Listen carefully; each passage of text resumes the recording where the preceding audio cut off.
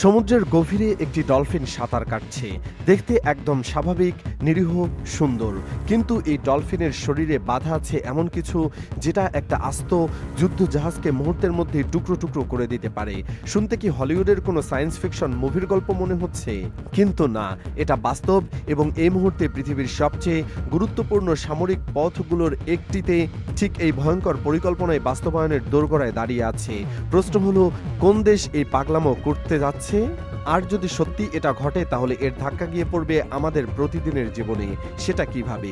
গত কয়েক সপ্তাহে আন্তর্জাতিক গণমাধ্যমে একটা খবর রীতিমতো ঝড় তুলে দিয়েছে। ওয়াল স্ট্রিট জার্নালের মতো বিশ্বখ্যাত সংবাদ মাধ্যম একটি অনুসন্ধানী প্রতিবেদন প্রকাশ করেছে, যেখানে দাবি করা হয়েছে ইরান এখন মার্কিন নৌবাহিনীর বিরুদ্ধে একটি অত্যন্ত অপ্রচলিত এবং ভয়ঙ্কর কৌশল ব্যবহারের কথা সক্রিয়ভাবে ভাবছে। সেই কৌশলটা হলো প্রশিক্ষিত ডলফিনের গায়ে বিস্ফোরক বেঁধে সেগুলোকে সরাসরি আমেরিকান যুদ্ধজাহাজের দিকে পাঠিয়ে দেওয়া। একটু থামুন, ভাবুন, একটা জীবন্ত প্রাণীকে আত্মঘাতী বোমা বানিয়ে যুদ্ধে ব্যবহার করা হবে। এই ধারণাটা যতটা নৃশংস ততটাই কার্যকর হতে পারে বলে মনে করছেন সামরিক বিশেষজ্ঞরা। আর ঠিক এই জায়গাটাই পুরো বিশ্বকে চিন্তিত করে তুলেছে। কিন্তু এই গল্পের শুরুটা আজকের নয়। এই গল্প শুরু হয়েছিল আজ থেকে প্রায় 5 দশক আগে, স্নায়ুযুদ্ধের সেই উত্তাল সময়ে, যখন দুই পরাশক্তি আমেরিকা আর সোভিয়েত ইউনিয়ন একে অপরকে ধ্বংস করার জন্য কল্পনার সব সীমা ছাড়িয়ে যাচ্ছিল। সেই সময় সোভিয়েত ইউনিয়ন একটা গোপন সামরিক প্রকল্প শুরু করেছিল, যেটার কথা বাইরের পৃথিবী জানতেই পারেনি দীর্ঘদিন। সেই প্রকল্পের নাম ছিল সামরিক ডলফিন প্রশিক্ষণ কর্মসূচি। সোভিয়েতরা বুঝতে পেরেছিল যে ডলফিন শুধু সুন্দর আর বুদ্ধিমান প্রাণী নয়, এদের অসাধারণ সোনার ক্ষমতা, পানির নিচে দ্রুত চলাফেরা করার ক্ষমতা এবং মানুষের নির্দেশনা বুঝে কাজ করার অবিশ্বাস্য যোগ্যতা এদেরকে সমুদ্রের তলদেশের যুদ্ধে এক সম্পদে পরিণত করতে পারায়। তারা এই প্রাণীগুলোকে প্রশিক্ষণ দিতে শুরু করলো এমন সব কাজের জন্য যেগুলো শুনলে গায়ে কাটা দেবে। শত্রুপক্ষের ডুবুরি শনাক্ত করে তাদের আক্রমণ করা, পানির নিচে মাইন বসানো এবং সবচেয়ে ভয়াবহ যেটা, নিজের শরীরে বিস্ফোরক বহন করে সরাসরি শত্রুর জাহাজে গিয়ে আছড়ে পড়া। এখন প্রশ্ন হলো, সোভিয়েত ইউনিয়নের এই গোপন মৃত্যু বাহিনী ইরানের হাতে এলো কিভাবে? এখানে গল্পটা একটা নাটকীয় মোড় নেয়। 1991 সালে যখন সোভিয়েত ইউনিয়ন ভেঙে পড়ল, তখন এই ডলফিন প্রশিক্ষণ কেন্দ্রটি পড়ল সদ্য স্বাধীন হয় ইউক্রেনের কোলে। ইউক্রেনের সামনে তখন হাজারটা সমস্যা, নতুন রাষ্ট্র, ভঙ্গুর অর্থনীতি, অনিশ্চিত ভবিষ্যৎ। এই পরিস্থিতিতে তাদের এই ব্যয়বহুল ডলফিন প্রশিক্ষণ কর্মসূচি চালিয়ে যাওয়া সম্ভব ছিল না। আর ঠিক সেই সুযোগটাই লুফে নিল ইরান। 2000 সালের দিকে অত্যন্ত গোপনে ইরান ইউক্রেনের কাছ থেকে কিনে নিল এই পুরো কর্মসূচি। শুধু ডলফিন নয়, সাথে নিয়ে এলো প্রশিক্ষকদের সরঞ্জামাদি, এমনকি প্রশিক্ষণের গোপন ম্যানুয়ালও। আর এভাবেই শীতল যুদ্ধের এক ভয়ঙ্কর উত্তরাধিকার পৌঁছে গেল পারস্য উপসাগরের উত্তপ্ত জলে। এখন একটু বোঝা যাক, ইরান কেন হঠাৎ এই 2 দশক পুরনো প্রকল্পকে আবার সক্রিয় করতে চাইছে। এর উত্তর লুকিয়ে আছে বর্তমান ভূরাজনৈতিক পরিস্থিতিতে। আমেরিকা দীর্ঘদিন ধরে ইরানের উপর কঠোর অর্থনৈতিক অবরোধ চাপিয়ে রেখেছে। বিশেষ করে ইরানের তেল রপ্তানির উপর এই অবরোধের প্রভাব হয়েছে সবচেয়ে মারাত্মক। ইরানের অর্থনীতি মূলত তেল বিক্রির উপর নির্ভরশীল। সেই তেল বিক্রি যখন প্রায় বন্ধ হয়ে গেছে, তখন দেশটির অর্থনীতি চরম সংকটে পড়েছে। সাধারণ মানুষের জীবনযাত্রা হয়ে পড়েছে দুর্বিষহ, মুদ্রার মান পড়ে যাচ্ছে, দ্রব্যমূল্য আকাশচুম্বী, বেকারত্ব বাড়ছে। এই পরিস্থিতিতে ইরানের ভেতরে দুটো স্পষ্ট পক্ষ তৈরি হয়েছে। একদিকে প্রেসিডেন্ট মাসুদ পেজেশকিয়ানের নেতৃত্বে মধ্যপন্থীরা, যারা চাইছেন আলোচনার মাধ্যমে একটা সমাধান বের করতে। তারা বিশ্বাস করেন ট্রাম্প প্রশাসনের সাথে কোনো না কোনোভাবে কূটনৈতিক সমঝোতা সম্ভব। অন্যদিকে আছেন কট্টরপন্থী, যাদের নেতৃত্বে আছেন সাইদ জালিলের মতো শক্তিশালী রাজনৈতিক ব্যক্তিত্বরা। ইরানকে কোণঠাসা করার একটা মূল্য আছে, আর সে মূল্য চোকাতে হবে পুরো বিশ্বকে। এখানেই চলে আসে হরমুজ প্রণালীর প্রসঙ্গ। অনেকেই হয়তো জানেন না এই সরু জলপথটা কতটা গুরুত্বপূর্ণ।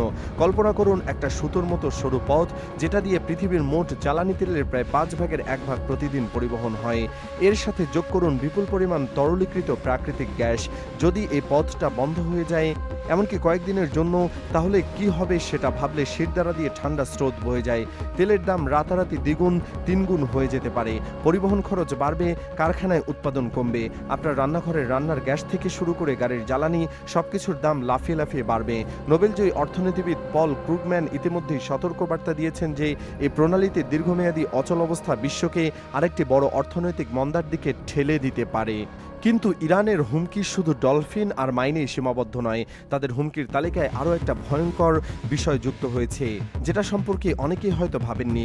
সমুদ্রের তলদেশ দিয়ে যে বিশাল নেটওয়ার্ক, আন্তর্জাতিক ইন্টারনেট এবং যোগাযোগ কেবল চলে গেছে, ইরান সেগুলো কেটে দেওয়ারও ইঙ্গিত দিচ্ছে। একটু ভাবুন, আপনি যখন ফোনে কথা বলছেন, অনলাইনে কেনাকাটা করছেন, ব্যাংকের টাকা ট্রান্সফার করছেন, এই সব কিছু চলছে সমুদ্রের নিচে দিয়ে যাওয়া এই কেবলগুলোর মাধ্যমে।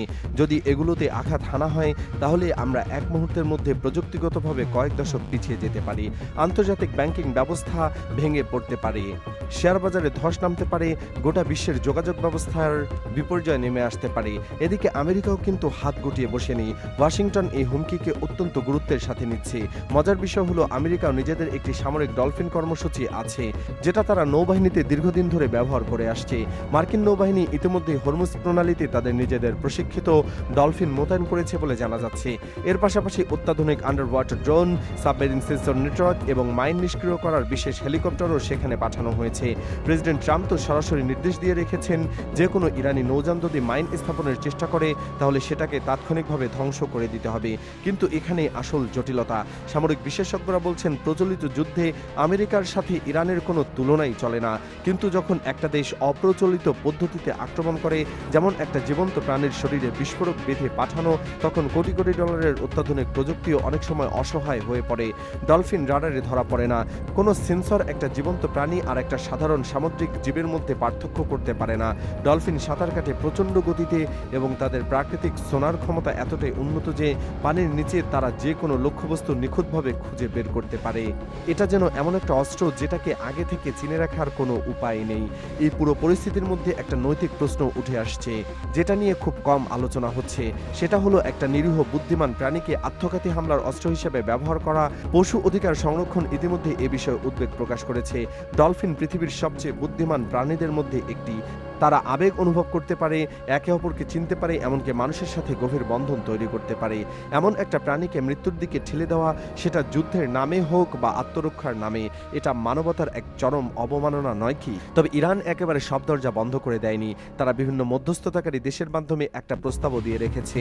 তাদের শর্ত পরিষ্কার, যদি আমেরিকা সব ধরনের অর্থনৈতিক এবং সামরিক অবরোধ তুলে নেয় এবং একটা পূর্ণাঙ্গ যুদ্ধবিরতি ঘোষণা করে, তাহলে ইরান এই সব পরিকল্পনা থেকে পিছিয়ে আসবে। কিন্তু সমস্যা হলো, ট্রাম্প প্রশাসন এই মুহূর্তে কোনো ধরনের ছাড় দিতে রাজি নয়। পারমাণবিক চুক্তি নিয়ে তাদের অবস্থান এতটাই কঠোর যে কূটনৈতিক সমাধানের পথ ক্রমশ শুরু হয়ে আসছে।